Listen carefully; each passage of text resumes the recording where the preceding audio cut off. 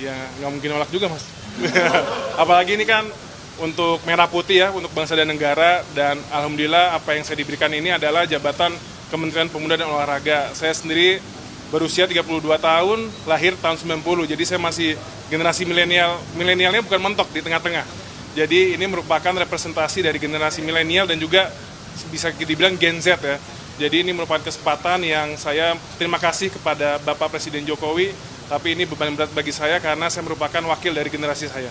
Mas akan mundur dari RAN nggak? Pastilah kan otomatis sebagai Menpora saya harus menaungi semua stakeholder. Jadi untuk tidak ada konflik of interest saya pasti akan mundur. Kapan? Per hari ini. Sudah.